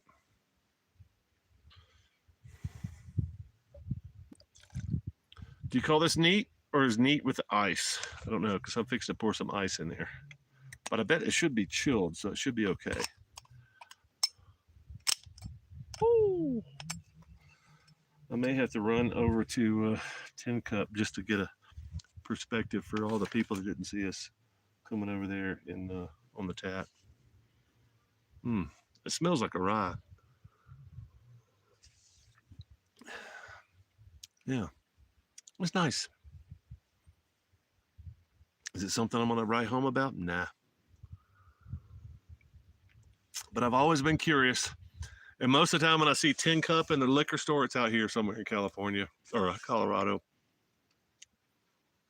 Wow, it's got a punch to it. But it's nice. It's got a nice finish. It's a little bit chilled, so it's good. Huh. Definitely worth $17. I think when whiskeys first come out, they have a lot of hype. They've got a lot of marketing campaign, and they throw it in the liquor store, and it's $40 a bottle, and you're like, yeah. I've never heard anybody drink that. I'm not going to be the test case. And then if they survive the first 5 years, they probably go up or down in price. I'm thinking of what's his name? The MMA guy, the Irish guy, came out with his own whiskey. I thought it was brilliant marketing. It's like, yeah, proper whiskey. It's an Irish whiskey, McGregor. Anyway, like him or hate him, he's a pretty good marketing guy. He can ring his own bell pretty well. I respect that. Yeah, but I see that in the store, and it's actually finally starting to come down. It's like, maybe one day when it's like $25 a bottle, I might try some proper. But yeah, I just like short guys that walk like this and have eagle tattoos on their back.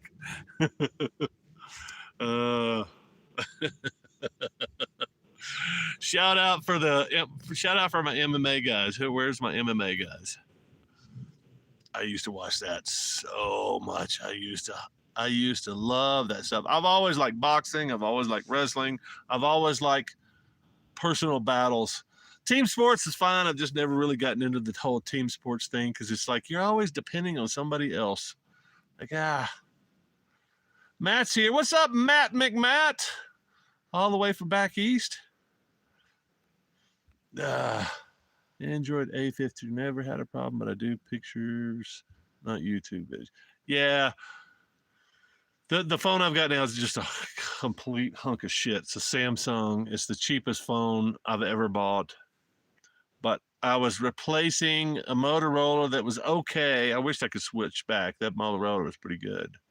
Pretty much you lost on War bonnet rip. Yeah, thanks, man. I appreciate that. I think I might be able to revive it with a few stitches. Impressive all you've overcome this year. Thanks, man. I appreciate the encouragement. Noticing a big mileage difference loaded down, or can the T7 really tell the difference? Nah, it's a big pig. It's a big pig, and it's being ridden by a big pig and his sister. Nah,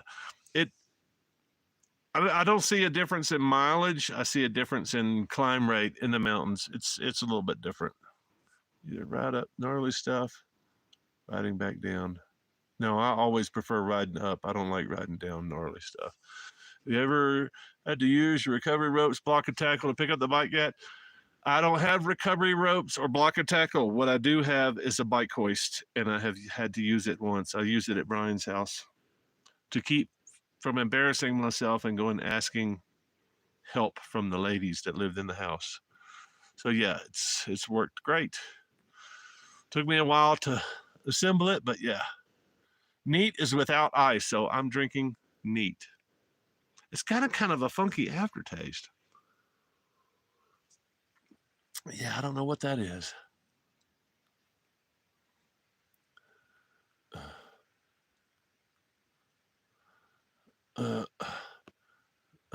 Tried chip.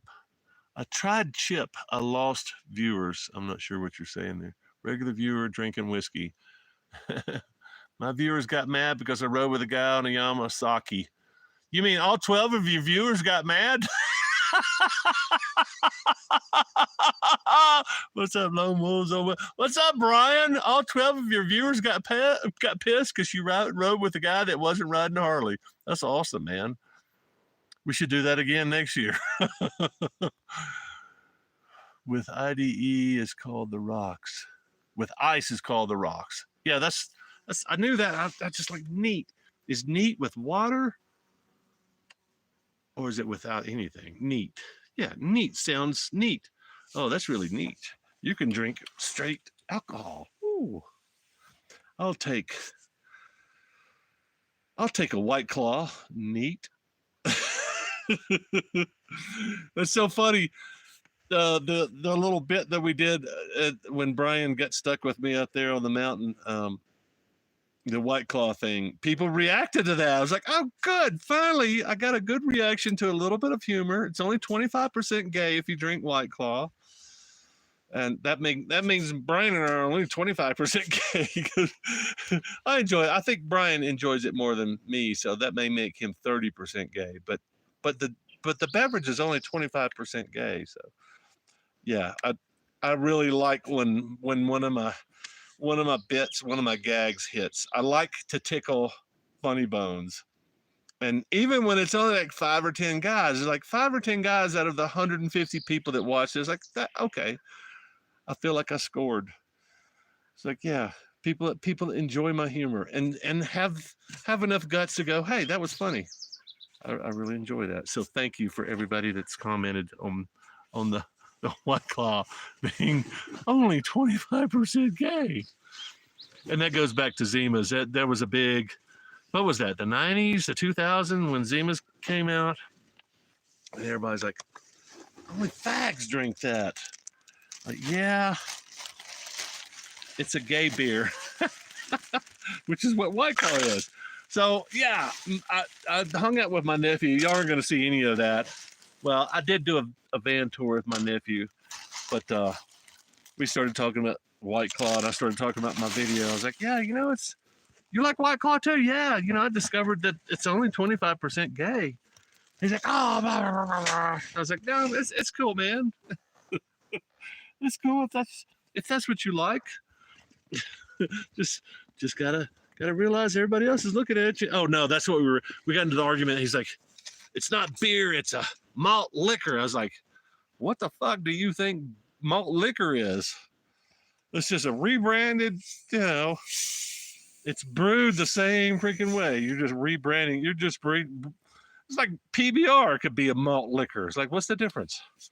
If anybody's got a real objective answer to that question, is there really a difference between beer and malt liquor? I've got an open mind, but my nephew is pretty notorious about just making shit up. So I was like, no, it's beer, dude. It's beer. All right. I would say that's a pretty healthy drink. Maybe a little bit more. Because I'm running low on ice. Whoa. Look at these ants, man. They're everywhere. They are everywhere. And I told you I piss outside my hammock. Every time I do, these little black ants just attack that piss. I don't know what they like about it. Maybe the same thing that Gary's deer liked about his piss, but anyway, it's kind of weird. Black ants swarming my puddle. There must be some salt or something in there that they're really going after. I don't know. So I've been talking, every time I talk about my funny videos, I talk about how frustrated I am that nobody gets to see them because YouTube decides either they don't like my videos or they don't like the fact that the first 10 people they showed it to didn't like my videos. So they hide my funny stuff. And I've got a lot of fun. I've got a playlist of funny stuff. It's in a playlist called Funny Motorcycle Videos. I think I've got like 150 freaking, and they're not all 2-minute videos that are, you know, bits that I'm doing. Some of them are videos that have funny parts in them, but I probably got 50 or 60, probably half of those at least are bits. I did sketches, I did something, and it really pisses me off that I put hours into these short little 2-3 minute videos and then 100 people saw them at best. So I put them in a playlist. When this stream is over, I challenge y'all to go find my funny motorcycle videos. And then if you watch like 20 of them and go,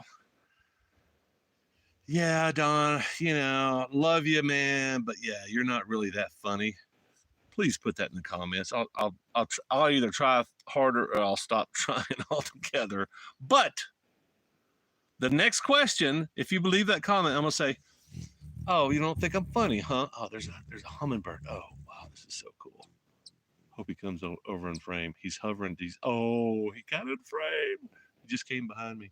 So I get a hummingbird this time of night, every night. Same hummingbird. He comes over. He's probably smelling my whiskey. I don't know if y'all saw him come through here. Anyway, if you leave a comment, you need to try harder or you're not that funny, I'm going to ask you another question. You're not going to hurt my feelings, but I'm going to ask you a question that I've asked other people that have said they have a sense of humor. I'm going to ask you a few questions about your sense of humor because I'm trying to figure out who my audience is. So it's not a personal thing. It's just, is my audience on the same wavelength as I am as far as humor? Because I think that's probably my biggest flaw is I've attracted the wrong audience. And I'm trying to entertain a group of people that have a very small sense of humor. In other words, their sense of, I'm not talking about you guys that are watching. I'm talking about the guys, the overall, the big picture audience, the people, the volumes of people. I've got 15,000 subscribers. And my guess is that 10,000 of them don't have a sense of humor. Or they say, yeah, I have a sense of humor. And my sense of humor is, slapstick. And I've tried to differentiate. I've tried to tell people, there's really several types of humor. Schadenfreude is another one, seeing people fall on their ass, which is kind of along the same lines is slapstick, but making jokes, um, irony. So many people have no sense of irony or humor, and I feel sorry for them, but I also feel like, man, I'm wasting my time trying to entertain these people, and they're wasting their time watching my videos, thinking that there's going to be something that entertains them. Because there's not a lot of shit of me honking a horn, and I don't have a clown nose, and I don't know. It's frustrating. And I want to say, I know what's funny and you don't, but that's not true. Everybody has their own opinion, right? How do y'all like this backdrop that I can't keep in focus? Uh, uh, uh, uh. Oh, that's beautiful.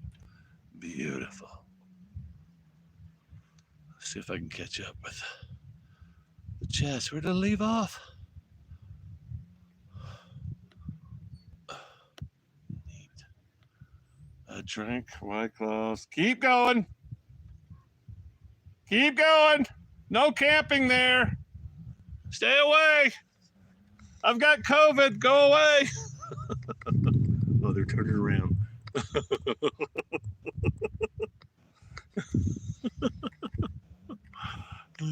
Talk about intimidation. I've got COVID. I've got herpes simplex 12. And I like to fuck in the middle of the night. Oh. I drank White Claw for 1 month and lost 10 pounds. I'm back on beer now. Oh, yeah. Oh, Brian's straight now.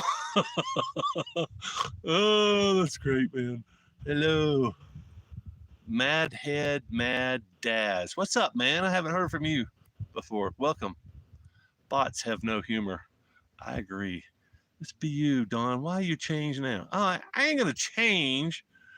I'm just thinking maybe I should stop wasting my time trying to be funny to people that have no sense of irony or humor. Or that's what I've been saying for the last few weeks now. Is the weird thing about me? I'm different than most people. I see, unlike most people think life is a tragedy. It's a series of awful events. And I see the world just the opposite. I think it's humor. I think it's a comedy. Life is a comedy with a few tragic events sprinkled in. Everybody has tragedy in their lives. But if you can't find the funny shit, man, what kind of life are you going to live? What kind of life are you living now? I feel sorry for people that don't laugh every day. I laugh every day, multiple times a day. Most of the time, I'm laughing at my stupid shit. Oh, I can't get my leg on. I wonder what's going on, man. God, this is stupid. Yeah. So I am a bit different than everybody else, and I realize it. But I wish things were different. I wish everybody solved things through my lenses, my mirrors, all this. I just wished people were a little bit closer to seeing things the way I see things. That's what's frustrating. And I can't make people be like me, so. A good sarcastic comment using humor. Big Angry Don sees life as a comedy. That's irony. Big Angry Don. So I've also been saying this for the past 10, 15 years. I'm a huge fan of The Big Lebowski. And I'm really two personalities out of that movie. I'm Lebowski, and I'm also what's the other guy? Fuck. I think I've had too many high gravity beers.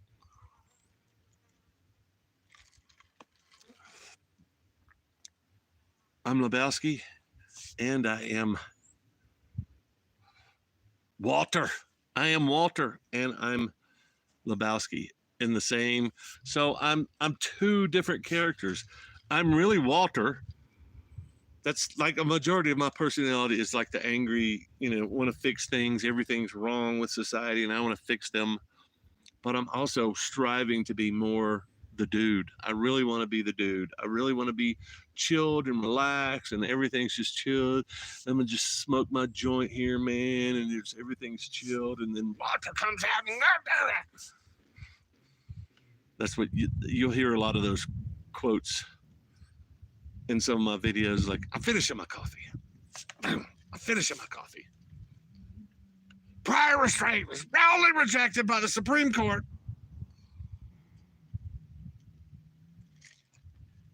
Come on, Walter. It's not a First Amendment thing, man. Walter Sobchak pulled a firearm during league play.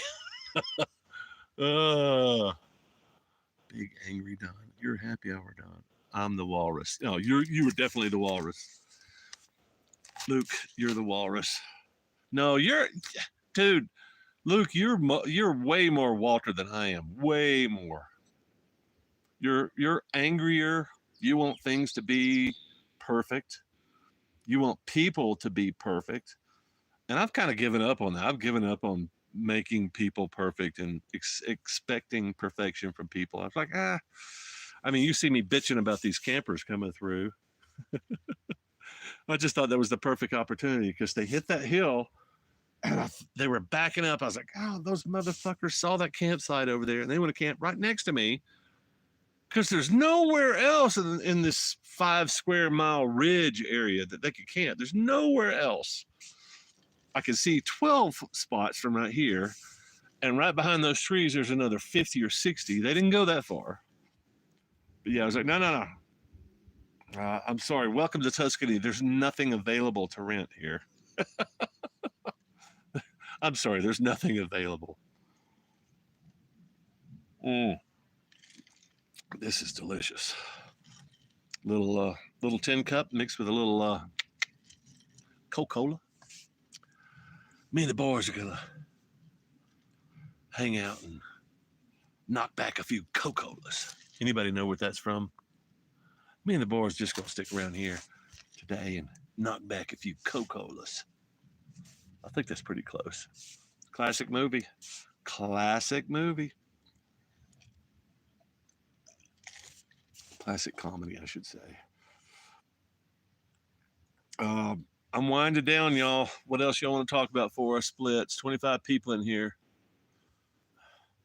And I haven't heard from but a fraction of my favorite people. All my favorite people are clicking in on the chat, saying something. Hey, that's all you got to do. Hey, I'm here. Enjoying your backdrop. Please, could you do something about your face? And maybe zoom in on the backdrop a little bit. Yeah, we could do that. Oh, look at that. Oh, look, it's just a flat fraction of my face and like almost all backdrop. Look at that. That's amazing. That is amazing. Can I stick this in place? Can he stick the landing? Oh, look at that. Oh, you can't beat it.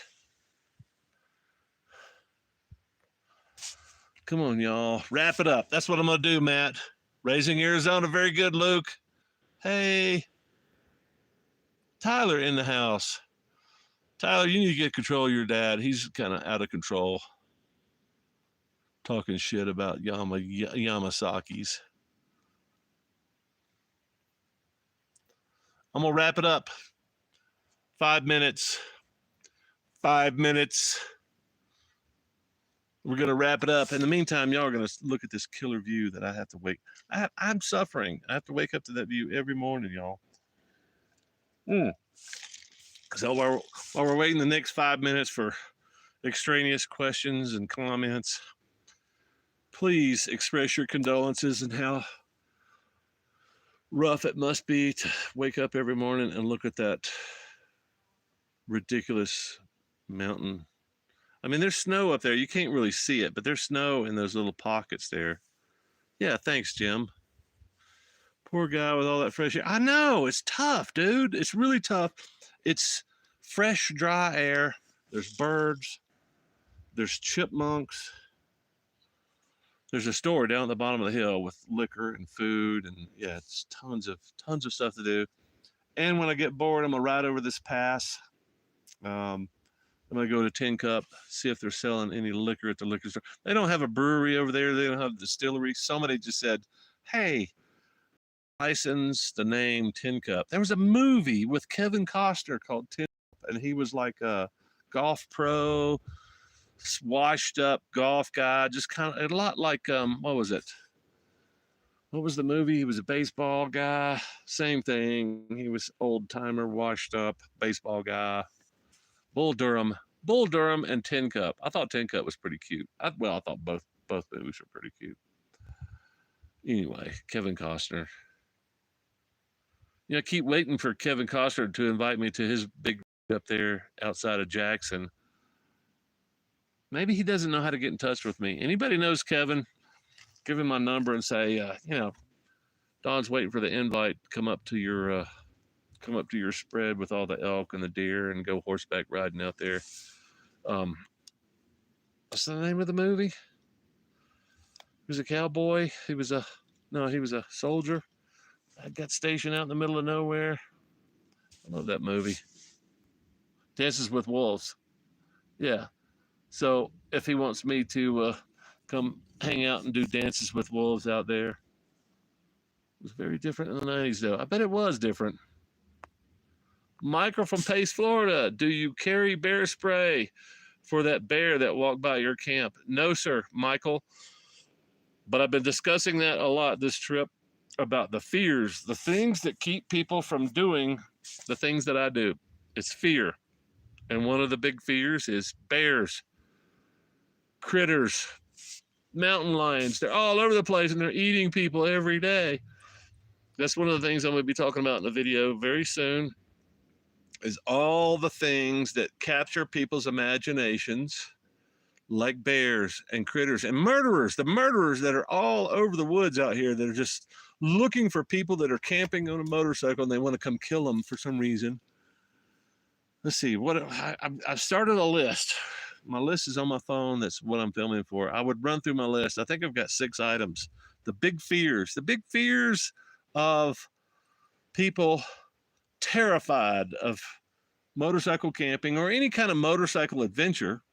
The big fears, one of the biggest ones is, what if I break down? What happens if something goes wrong? What am I going to do? What happens if something goes wrong and you're riding around town? If you're riding in your own state, what happens if something goes wrong? People don't really equate the same thing. And I know, okay, catastrophic. I crashed my bike. I have to get a freaking U-Haul to carry my bike and my severed leg back home with me. I mean, there's always a what if.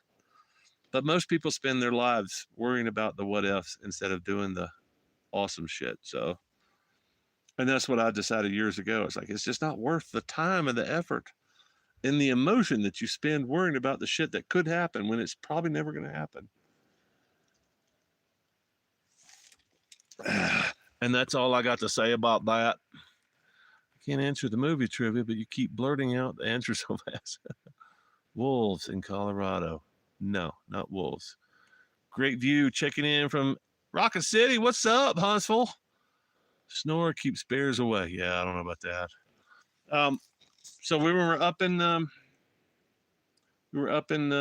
Red Lodge. I saw a black bear, and guess where it was? Guess where that black bear was, y'all? In relationship to where we're, that bear was closer to town than it was camp. So he was going through people's garbage cans.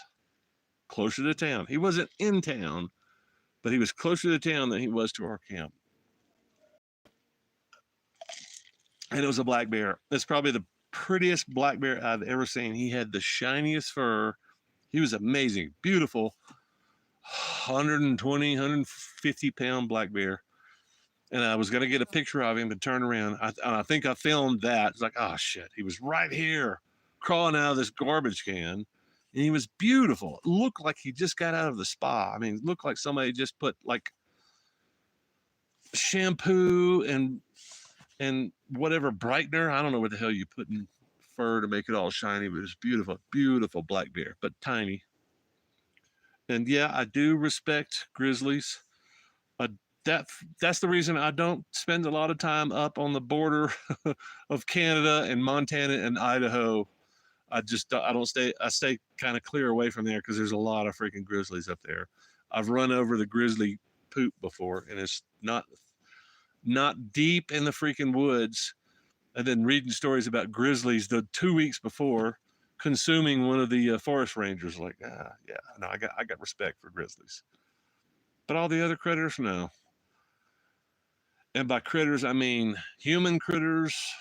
One thing I will tell you, don't leave your crap on the ground if you want to escape Chip. Chip and his buddies, the ground dwelling critters, will eat, they will chew through your stuff just like mice, rats in your house. You leave shit out on the floor.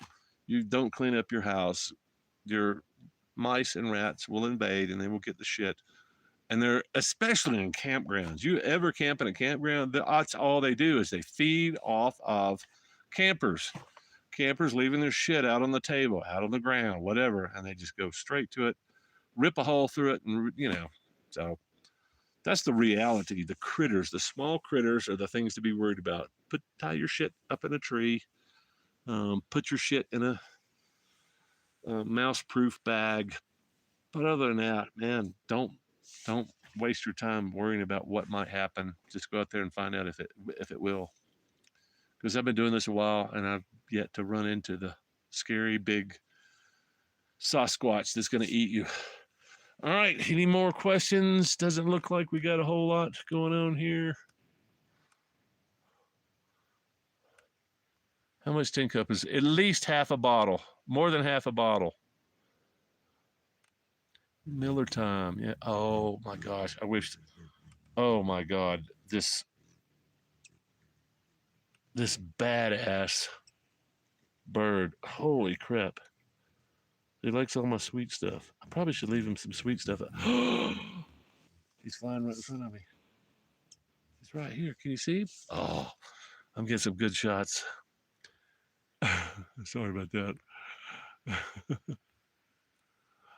Black bears are after you. They're looking to eat you. If brown bears are after you, it's usually defensive. No, you got that backwards, Tyler. Completely backwards. Black bears are tiny little bears. And most of the time, anybody gets hurt from black bears, it's defensive. They're defending their babies. Unless you're talking about California, apparently you guys have a lot of interactions with black bears out there. But the killers are the brown bears. They're huge. They're the size of a car, and they'll eat you because they're just pissed off. They don't care. So they're not tracking you. All bears are omnivorous. They will eat anything. They will eat meat. They will eat berries. They will eat your camp food. They will eat whatever. So, but yeah, in the United States, I think,